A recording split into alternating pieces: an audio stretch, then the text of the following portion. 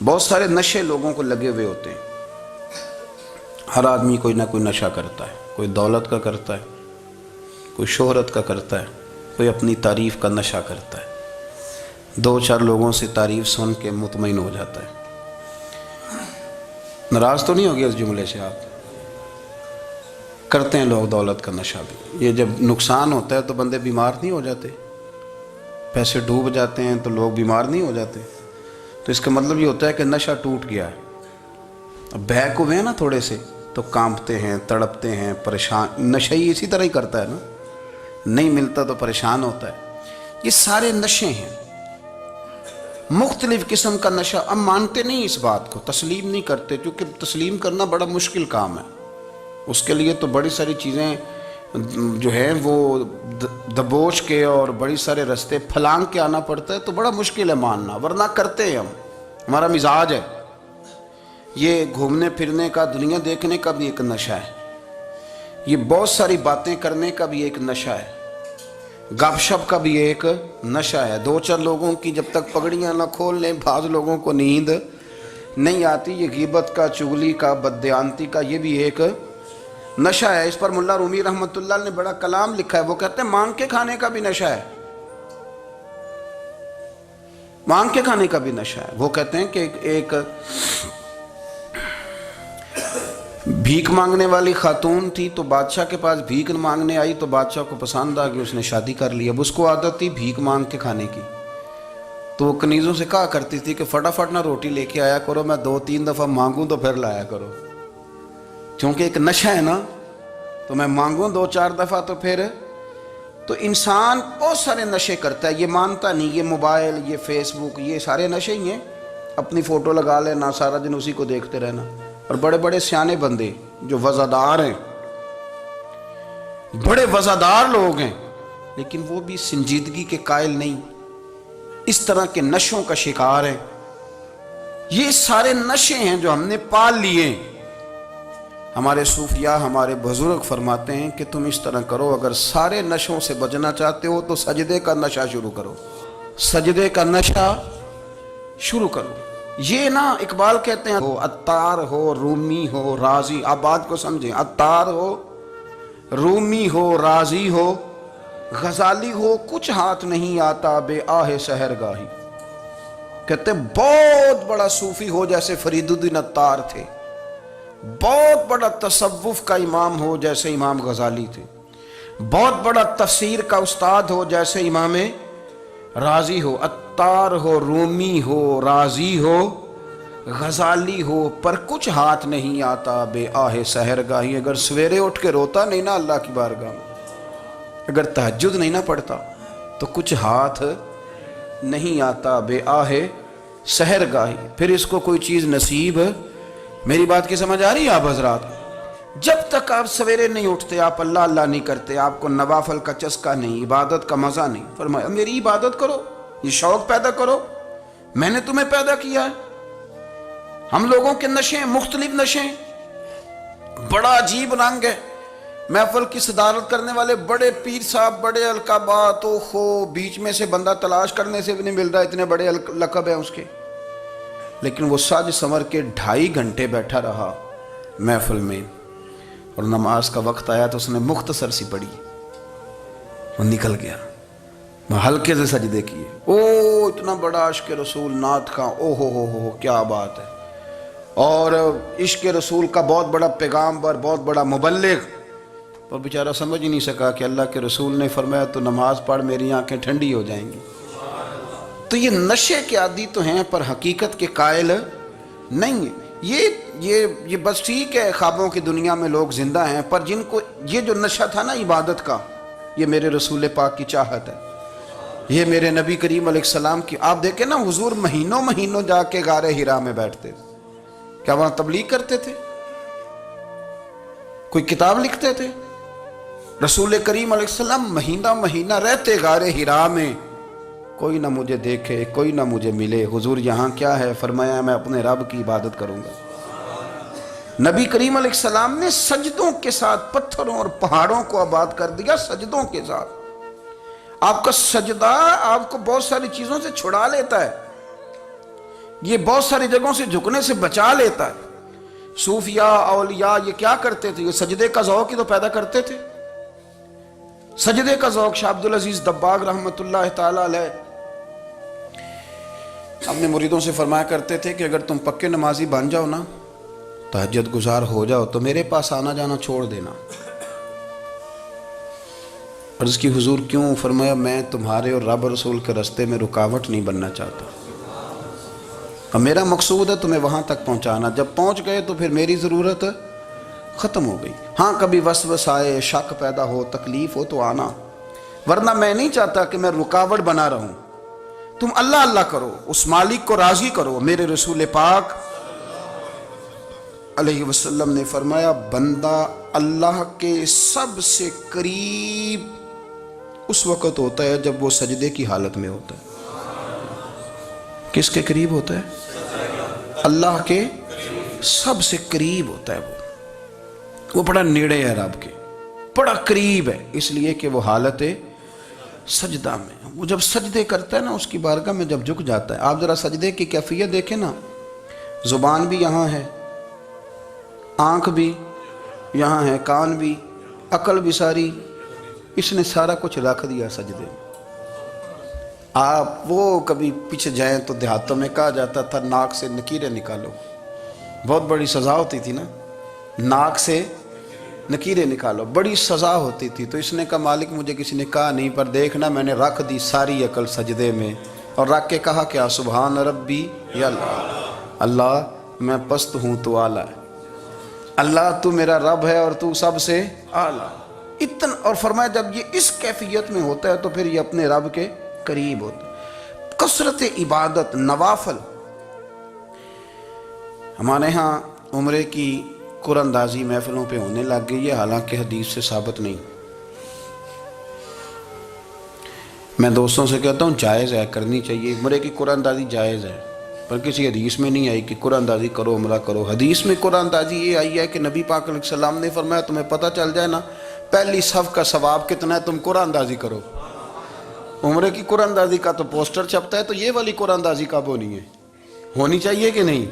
حضور نے فرمایا تمہیں پتہ چلے کہ اس کا ثواب کتنا، تو تم قرآن اندازی کرو، تم قرآن ڈالو۔ جب آپ نماز پڑھ رہے ہوتے ہیں، جب آپ کا مصلی آباد ہوتا ہے، صلاح الدین ایوبی ایک بزرگ سے ملاقات ہو گئی، بیت المقدس پر قبضہ تھا عیسائیوں کا، تو صلاح الدین بڑے پریشان تھے۔ بابا جی کہنے لگے پتر کیا ہوا؟ کہنے لگے حضور پتہ چلا ہے دشمن کے 2 بحری بیڑے اسلحہ لے کے آ رہے ہیں، مسلمان پہلے ہی کمزور ہیں، اور اب اگر 2 بحری بیڑے اور آ گئے تو حضور مسئلہ بن جائے گا۔ تو میں پریشان ہوں کہ کس طرح یہ کم مسئلے والی ہماری فوج ہے کیسے مقابلہ کرے گی۔ تو بابا جی کہنے لگے پتر اس طرح کرنا، آج رات تو بھی دعا کرنا اور میں بھی کروں گا، تو بھی دعا کرنا، آپ ناراض نہ ہونا، ہم تو پیروں والے ہیں، ہم تو پیروں کے نوکر غلام ہیں، ہمارا تو گزارا ہی نہیں، ہمیں تو ملتا ہے سارا کچھ وہاں سے۔ پر میرا سوال یہ ہے کہ تعویذ لینے جاتے ہو نفل کیوں نہیں پڑھتے؟ رات اللہ اللہ کیوں نہیں کرتے؟ یہ بھی تو ہمارے بزرگوں کا ہی طریقہ ہے، انہوں نے تو ہمیں سکھایا ہے۔ صلاح الدین ایوبی سے بزرگوں نے کہا کہ رات آج نا اللہ اللہ کرنا، تو میں تیرے لیے دعا کروں گا، تو بھی دعا کرنا۔ تو بندہ جب دکھی ہوتا ہے تو سجدہ کرتا ہے، تو پھر ہی تو مصلی بھیگ جاتا ہے، پھر ہی تو مزہ آتا ہے۔ سکھی بندہ تو کعبے جا کے نہیں روتا، دکھی تھے، تکلیف تھی، تو سر رکھا سجدے میں تو تڑپ گئے۔ اور وہ بابا جی کہتے ہیں میں مسجد آیا تو صلاح الدین چیخے مار کے رو رہا تھا اور کہہ رہا تھا مالک میں کوئی اپنی شان کے لیے تو نہیں نہ لڑ رہا، اللہ کو میں کوئی قبضوں کے لیے تو نہیں لڑ رہا، مالک تیرے لیے لڑ رہا ہوں، مجھے بے آبرو نہ کرنا، میری مدد فرمانا۔ کہتے ہیں میں آیا تھا کہ مسجد میں دعا کروں گا، پر صلاح الدین ایوبی کو روتے دیکھا تو میں لوٹ گیا۔ تو سویرے صلاح الدین ملے تو بڑے خوش تھے۔ میں نے کہا پتر کیا ہوا؟ کہنے لگے حضور وہ بحری بیڑے 2 آ رہے تھے نا اسلحہ لے کے، دونوں ڈوب گئے پانی میں ڈوب گئے۔ تو بابا جی کہنے لگے صلاح الدین وہ پانی میں نہیں ڈوبے، وہ تیرے آنسوؤں میں ڈوب گئے، وہ غرق ہو گئے، وہ جو تو نے مصلی بات کیا تو وہ تیرے آنسوؤں میں ڈوب گئے، وہ غرق ہو گئے، وہ تباہ اتنے قیمتی تھے تیرے آنسو کے بہا لے گئے دشمن کے بحری بیڑوں کو۔ میرے بھائی ٹھیک ہو گیا جی، میرے عزیز سمجھ لیں اس بات کو ہمیشہ کے لیے اور اس پر غور کر لیں اچھے طریقے سے کہ میرے رسول کریم سید عالم صلی اللہ علیہ وسلم نے نا ہماری توجہ دلائی، حضور نے ہمیں بتلایا، ہمارا ذوق بڑھایا عبادت کی طرف۔ ایک صحابی تھے حضرت ابو فاطمہ رضی اللہ تعالیٰ عنہ، یہ ترمذی شریف کی حدیث ہے۔ نبی پاک علیہ السلام نے فرمایا ابو فاطمہ قیامت کے دن مجھ سے جلدی ملنا چاہتے ہو کہ دیر کے ساتھ؟ تو کہنے لگے حضور کون ہوگا جو دیر سے ملنا چاہے گا، ہم نے تو جان دے دی وعدہ دیدار پر۔ اعلیٰ حضرت فرماتے ہیں جان دے دی وعدہ اور نقد اپنا دام ہو ہی جائے گا۔ مجھے لگتا ہے کہ یہ سودا نقد و نقد ہو جانا ہے، چونکہ ہم نے جان دے دی وعدہ دیدار پر۔ آپ نے وعدہ کیا تھا کہ مریں گے تو پھر زیارت ہوگی، تو مر گئے ہم زیارت کی خاطر۔ جان دے دی وعدہ دیدار پر تو نقد اپنا دام ہو ہی جائے گا۔ اے رضا ہر کام کا ایک وقت ہے، دل کو بھی آرام ہو ہی جائے گا۔ تو حضرت ابو فاطمہ رضی اللہ تعالیٰ عنہ سے نبی پاک صلی اللہ علیہ وسلم نے فرمایا جلدی ملنا چاہتے ہو کہ دیر سے؟ عرض کی حضور فٹافٹ ملنا ہے، میں نے قیامت کے دن آپ سے جلدی ملنا ہے۔ تو نبی پاک علیہ السلام نے فرمایا پھر اس طرح کرنا، دنیا میں رہ کے سجدے زیادہ کرنا، پھر سجدے زیادہ کرنا، قیامت میں ملاقات جلدی ہو جائے گی، قرب ملے گا تمہیں۔ اپنے بچوں کے اندر دیکھیں نا، ہم شوق پیدا کرتے ہیں، ہمیں صحیح لفظ نہیں بولنے آتے پر ہم بچوں میں شوق پیدا کرتے ہیں کہ پتر ڈاکٹر بن جائے گا تو بڑا نفع کرے گا، تو لوگوں کی خدمت کرے گا، ملک و ملت کی خدمت کرے گا، تیرے ابا کا نام روشن ہوگا، تیرے دادا کی تعریفیں ہوں گی۔ ہم یہ ذوق پیدا کرتے ہیں۔ ہم اپنے نوجوانوں کے اندر یہ فکر پیدا کرتے ہیں، انہیں ہم سمجھاتے ہیں کہ میاں جب تم پڑھو گے، محنت کرو گے تو فلاں آدمی کی طرح تمہارا نام ہوگا۔ یہ جتنا ذوق ہم بچوں کے اندر ان چیزوں کا پیدا کرتے، ہمیں حکم ہے کسی طرح ہم ذوق پیدا کریں کہ پتر نماز پڑھے گا تو اللہ راضی ہو جائے گا، تو سجدہ کرے گا۔ دیکھیں نا میرے رسول کریم علیہ السلام نے فرمایا 7 سال کے بچے کو مسجد لے کے جاؤ، یعنی اسے شوق دلاؤ، اس کے اندر یہ خاصیت پیدا کرو کہ اس کا دل کرے مسجد میں جانے کا، اس کے اندر یہ خصوصیات لاؤ کہ وہ ہمارے ہاں نا ہر چیز کو پرموٹ کیا جا رہا ہے، ہر چیز کو یعنی سر سنگیت سکھانے کے لیے اکیڈمیاں بن گئی ہیں، ہر شے پرموٹ ہو رہی ہے، عبادت کا جذبہ کم ہوتا جا رہا ہے، اللہ کا ذوق ہمارے اندر نہیں رہا۔ اور اتنا مشکل ہم نے اپنے لیے بنا لیا ہے کہ وہ بندہ جو بڑی زبردست مذہبی گفتگو کر رہا تھا اور تگڑی بات کر رہا تھا، کیا بات ہے، لیکن نماز کے بارے میں کمزوری دکھا جاتا ہے، نوافل کے بارے میں وہ چپکے سے نکل جاتا ہے۔ امام احمد بن حنبل رحمۃ اللہ تعالی علیہ، مسند امام احمد بن حنبل 14 جلدوں میں ہے مارکیٹ میں، اور مجھے تو خیر پسند ہی بڑی ہے، میں نے تو کئی دفعہ پڑھی ہے۔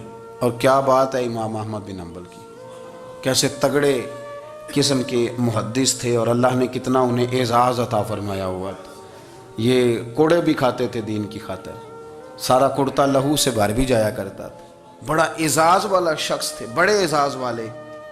حدیثیں جمع کرنا، حدیثیں لکھنا، حدیث پڑھانا، سارا دن رہتے تھے۔ کہہ سکتے تھے کہ میں کر تو رہا ہوں کام، اور حدیث بھی موجود ہے کہ عالم عابد سے افضل ہوتا ہے، پر اس کے باوجود امام احمد بن حنبل رحمۃ اللہ علیہ 300 نفل فرض نمازوں کے علاوہ پڑھا کرتے تھے، 300 نوافل روز پڑھا کرتے تھے۔ ان کے بیٹے نے کہا ابا جی مکان خریدنا ہے تو کوئی جگہ کہاں کر کے لوں، بہت ساری آبادیاں، تو فرمایا پتر وہاں لینا جہاں مسجد قریب ہو۔ میرے رسول کریم سید عالم صلی اللہ علیہ وسلم اتنا پسند کرتے مسجد کو، اتنا پسند کرتے نماز کو کہ رسول کریم صلی اللہ علیہ وسلم تہجد کی نماز بھی پڑھتے، پھر حضور فجر کی نماز بھی پڑھتے، نبی پاک وتر کو الگ کر کے پڑھتے، عشاء کے ساتھ نہیں پڑھتے۔ یہ تو ہم اس لیے اجازت دی ہمارے بزرگوں نے کہ بعد میں اٹھے گا کون علیحدہ وتر پڑھنے کے لیے، عشاء کے ساتھ پڑھ لے۔ وتر پڑھتے، تہجد پڑھتے، فجر پڑھتے، اشراق پڑھتے، چاشت پڑھتے، پھر مغرب کی نماز کے بعد 6 رکعت اوابین پڑھتے، پھر رات کو صلاۃ اللیل پڑھتے۔ سیدہ عائشہ صدیقہ کہتی ہیں زمانہ سو جاتا اور میرے رسول مصلی بچھا کے کھڑے ہو جاتے۔ او یار کھیتی باڑی کر کے نہیں، محنت مزدوری کر کے نہیں، جناب عائشہ کہتی ہیں میں یہ بھی دیکھتی کہ حضور ایک آیت شروع کرتے تو ساری رات اسی کو پڑھتے، اور میری نظر جاتی تو قدم مبارک پہ ورم آ جاتا. یار نماز پڑھ پڑھ کے اتنی مشقت کر کے اتنی جد و جہد کر کے ورم آ گیا. یا رسول اللہ اتنی محنت کیوں کرتے ہو؟ فرمایا افلا اکون عبدا شکورا، کیا میں اپنے رب کا شکر گزار بندہ نہ بنوں؟ صحابہ کا ذوق عبادتوں کا، ریاضتوں کا، تلاوتوں کا، طبیعت ان کی، وہ ایک دوسرے کو. حضرت مولا علی شیر خدا کرم اللہ تعالی وجہہ الکریم کے زمانے میں روم کے بادشاہ نے کہا یار یہ مسلمانوں کا پتہ تو کرو، یہ آخر کیوں اتنے زیادہ مجاہد ہیں. اس زمانے میں جاسوس بھیجنے کا مزاج تھا. اب تو جاسوس پکڑا جاتا ہے، اب تو جاسوس ہو، اور جاسوسی کا شوق ویسے آج بھی ہے. عرض کروں تھوڑی سی بات اس عنوان سے. پتہ ہے کیا ہمارا مسئلہ ہے؟ ہم جہاں جاتے ہیں نا وہاں تھوڑی خوشبو سونگنے کی کوشش کرتے ہیں. وہ کیا ہے تو یہ کیا ہے تو ادھر کیا ہے تو تھوڑا سا ادھر کیا ہے. میرے رسول پاک پڑھیے درود شریف، سارے پڑھیے ذرا زور سے، صلی اللہ تعالی. نبی پاک علیہ السلام نے فرمایا جاسوسی نہ کرنا ورنہ تم بندوں کو خراب کر دو گے. اور فرمایا اس طرح نہ ہو کہ تم کسی کے آپ کھول نہ نکلو تو تمہارے پہلے کھول جائیں. یہ جو ذوق ہے نا یہ ختم کریں، چھوڑیں. مطلب آپ کس چکر میں پڑے ہوئے ہیں؟ اتنی زیادہ توجہ کرنے کی کیا ضرورت ہے؟ نے کام سے کام رکھیں، اس میں بندہ تھوڑا سا نا آسان رہتا ہے. یہ جو بہت زیادہ ٹٹولنے والے لوگ ہوتے ہیں نا وہ بیچارے پھر عمر ٹٹولتے ہی گزار دیتے ہیں، اس لیے کہ مزاج ہی بہت پکا ہے. بوری کا منہ کھول کے اندر تک ہاتھ ڈالنا تو پھر کئی دفعہ سامنے سے بچھو بھی لڑ جاتا ہے، خرابی ہوتی ہے. تو جاسوسی کی جاتی تھی. اس نے بھی جاسوس بھیجے کیونکہ قبیلوں کے لوگ تھے، کچھ مسلم کچھ کافر، پہچانے نہیں جاتے تھے لوگ. تو کچھ لوگ اس نے بھیجے، انہوں نے آ کے نا تحقیق کی، ریسرچ کری کہ آخر ماجرا کیا ہے. تو واپس جا کے انہوں نے رپورٹ دی نا روم کے بادشاہ کو. اس رپورٹ کا ایک جملہ بڑا شاندار ہے. وہ کہنے لگا بادشاہ ہمیں مسلمانوں کی کوئی سمجھ نہیں آئی، ہمیں کوئی سمجھ نہیں آئی. انہوں نے کہا کیوں نہیں سمجھ آئی؟ کہنے لگے یار عجیب بندے ہیں، جب رات مسلح پہ بیٹھتے ہیں تو یوں لگتا ہے ان کا دنیا سے رشتہ ہی کوئی نہیں، کوئی کسی کو نہیں جانتا. کوئی اپنے دکھ سنا کے رو رہا ہے، کوئی اپنی بات کر کے رو رہا ہے، لگتا ہے کہ ان کا کوئی رشتہ ہے ہی نہیں جب مسلح پہ بیٹھتے ہیں. اور فرمایا جب سویرے یہ جہاد کرنے نکلتے ہیں تو لگتا ہے ان سے زیادہ دلیر ہی کوئی نہیں. حالانکہ جو مسلحوں پہ رونے دھونے کے لوگ ہوتے ہیں وہ کئی دفعہ جہاد میں کام نہیں کرتے، لیکن عجیب لوگ ہیں کہ رات کے راہب ہیں دن کے مجاہد ہیں، کوئی سمجھ نہیں آتی. میرے عزیز ان لوگوں نے مسلح آباد کر کے رکھا، تلاوتیں ان کا ذوق رہی، منظر روز پڑھنا، اسباق پڑھنا، وظائف پڑھنا، یہ ان کا ذوق رہا. اعلیٰ حضرت بریلوی رحمت اللہ نے 1000 کتاب لکھی ہے، لیکن الوظیفۃ الکریمہ کے نام سے جو وہ صبح و شام وظائف پڑھتے تھے وہ الگ انہوں نے ان کو بیان کیا، پابندی کے ساتھ اپنی اللہ اللہ کرتے. شیخ شہاب الدین سہروردی رحمت اللہ علیہ اس پر ایک بندے نے اعتراض کیا. اس نے کہا جی آپ کس قسم کے صوفی ہیں، مرید بیٹھے ہیں اور آپ وہاں نفل پڑھ رہے ہیں؟ یہ بھی بڑا مسئلہ ہوتا ہے نا. جو بندہ ملنے آتا ہے وہ اپنے ٹائم کے حساب سے آتا ہے، اور پھر اس کا یہ بھی خیال ہوتا ہے کہ پیر صاحب جو ہیں وہ چونکہ درویش ہیں تو نہ انہیں روٹی کھانی چاہیے نہ سونا چاہیے، چونکہ وہ درویش ہیں، اور ہم چونکہ درویشوں کے ماننے والے ہیں لہذا ہمارا یہ طریقہ ہونا چاہیے کہ جیسے ہم کہیں درویش ویسے ہی کر جائے. حالانکہ جس کو آپ درویش کہیں گے آپ اس کی مانیں گے، آپ منوائیں گے نہیں، تو ہمارا مزاج ہوتا ہے. شیخ شہاب الدین پر لوگوں نے اعتراض کی، حضور لوگ ملنے آئے ہیں، زیارت کرنے آئے ہیں، یہ بندے دعا کرانے آئے ہیں، اللہ اللہ کرانے آئے اور آپ نفل پڑھ رہے ہیں. کیا جملہ ہے، کیا حسن ہے، کیا خوبصورتی ہے. فرمانے لگے رب رسول سے مانگنے کے لیے مصلی بچھایا ہے، اگر وہاں سے مانگوں گا نہیں تو تمہیں دوں گا کیا؟ پہلے مجھے کچھ لے تو لینے دو، اگر میرے پلے کچھ ہے ہوگی تو آگے دوں گا نا. تو میں مانگنے گیا تھا کہ یا اللہ دے تیرے بندے لینے آئے، دے تو میں کچھ لوں گا تو آگے دوں گا نا.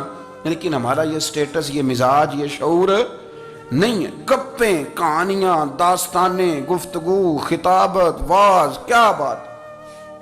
لیکن اگر کچھ کرنے کا کام ہو تو وہ نہیں ہم سے ہوتا. میرے نبی کریم علیہ الصلوۃ والسلام نے مصلی سے دل لگانے کا درس دیا، حضور نے توجہ دلائی. صحابہ اس ذوق کے حامل لوگ تھے، وہ کوشش کرتے تھے. جناب صدیق اکبر رضی اللہ تعالیٰ عنہ کا عبادت کا مزاج ہمیشہ قائم رہا. حضرت عمر فاروق ساری رات اللہ کے حضور کھڑے رہے. حضرت عثمان غنی رضی اللہ تعالیٰ عنہ عشاء کی نماز پڑھ کے 2 رکعتوں کی نیت باندھتے تھے, 15 سپارے پہلی رکعت میں پڑھ دیتے تھے اور 15 سپارے قرآن مجید کے دوسری رکعت میں پڑھ دیتے تھے. آپ نے نا حضرت عمر فاروق کے وصال کے بعد ان کی ایک بیوہ سے نکاح کیا. حضرت عثمان غنی نے نکاح کیا. وہ خاتون آپ کے نکاح میں آئیں تو عرض کرنے لگی, امیر المومنین میرے لیے یہ اعزاز تو بہت ہے کہ میں امیر المومنین کی بیوہ تھی تو امیر المومنین کی منکوحہ ہو گئی ہوں, لیکن حضور نہ تو میں جوان ہوں کہ میرے اندر رغبت ہوتی اور نہ میں اب اس قابل ہوں کہ کوئی خدمت کر سکوں, میرے ساتھ نکاح کی وجہ کیا بنی؟ تو عثمان غنی رو پڑے. فرمانے لگے, میں نے عمر فاروق کو مسجد میں اپنے رب سے ڈرتے ہوئے دیکھا, میں نے اسے روتے ہوئے دیکھا ہے, عدل کرتے دیکھا ہے, انصاف کرتے دیکھا ہے, امت کی خیر خواہی کرتے دیکھا. تمہارے ساتھ نکاح اس لیے کیا ہے کہ تم مجھے یہ بتاؤ کہ عمر فاروق گھر کے اندر اپنے رب کو کیسے راضی کرتے تھے, گھر کے اندر کیسے راضی کرتے تھے, وہ طریقے بتلاؤ, تم بتاتی جانا اور میں بھی اسی طرح گھر میں عبادت کروں. میرے رسول کریم علیہ السلام نے ارشاد فرمایا, حضور فرمانے لگے, جس گھر میں اللہ کا ذکر ہوتا ہے وہ گھر زندوں کا ہے, اور جس گھر میں رب کریم کا ذکر نہیں ہوتا وہ گھر زندوں کا نہیں ہے. گھر نا ہم نا کتابوں میں پڑھتے ہیں کہ ایک بزرگ کہتے ہیں, حضرت فضیل بن عیاض کہتے ہیں کہ میں ایک گلی سے گزر رہا تھا تو گھر کے اندر کسی قاری صاحب نے قرآن کی آیت پڑھ دی, ولی من خاف مقام ربہ جنتاں. میں تے میرے کانوں سے ٹکرائی تو اللہ نے میری کایا ہی پلٹ دی, میں توبہ کر گیا. اب گھر کے اندر سے آواز آئے تو صحیح نہ تلاوت کی, پر اندر سے آواز آتی نہیں, یا ڈیک بجنے کی آواز آتی ہے, یا ٹی وی چلنے کی آواز آتی ہے, یا دھوم مچانے کی آواز آتی ہے. عبادت کا وہ جو خاص شوق تھا, وہ جو حسن تھا, وہ جو توانائی تھی, وہ جو بات تھی. ایک جگہ پہ ہم بیٹھے تھے تو وہاں ایک صاحب آئے اور انہوں نے آتے ہی کہا کہ مہربانی کریں ذرا مجھے مصلی دے دیں, میرے نہ کچھ نفل رہ گئے. تو میں نے وضو کر لیا تو کوئی مصلی مل جائے, مصلی انہیں دے دیا گیا, وہ مصلی لے کے چلے گئے. تو پیچھے ایک صاحب نے تبصرہ کیا, کہنے کتنا ریاکار بندہ ہے, لوگوں کو دکھا رہا ہے کہ میں نفل پڑھتا ہوں, ہے کو بات کرنے والی. میں نے اسے کہا, میں نے کہا تو مہربانی کرنا, اس طرح کی ریاکاری تو بھی کر, پکڑ مصلی اور جا, تو بھی تھوڑی ریاکاری کر کے آ, اٹھ ذرا شکر کر. کوئی یہ ریاکار بھی ملا ہے, کوئی نفل پڑھ کے ریاکاری کر رہا ہے. اللہ کا میں کہتا ہوں کو پڑھے تو صحیح نہ, یا یہ کوئی دور ہے نفل پڑھنے کا, اس میں تو لوگوں کا مزاج ہی نہیں, طبیعت ہی نہیں. میں نے کہا چل مہربانی کر, یہ لے مصلی اور تو بھی جا تھوڑی سی, یا کر یا ریاکاری کرو تو صحیح نا, مزاج ہی نہیں, ذوق. جمعے کی نماز پڑھ کے یوں دنیا بھاگتی ہے, او ہو پتہ نہیں کون سی پیچھے آگ تھی جو بجھائی جائے گی. اور آج تک لوگ مسئلہ پوچھ رہے ہیں کہ جمعے کی بعد والی سنتیں کتنی ہوتی ہیں. میں نے کہا کتنے سال ہو گئے جمعہ پڑھتے, کتنے سال ہو گئے, ابھی تک سنتوں کا نہیں پتہ, ابھی تک نے علم کے پہلے کتنی رکھتے ہیں اور بعد میں کتنی رکھتے ہیں. فجر کی سنتیں کب پڑھنی چاہیے, سنو فجر کی سنتوں کے بارے میں. میرے رسول کریم سید عالم صلی اللہ تعالیٰ علیہ وسلم سے ایک صحابی نے پوچھا تھا, حضور میری فجر کی سنتیں رہ گئیں یا رہ جاتی ہیں تو حکم کیا ہے, کیا انداز ہے حضور کا.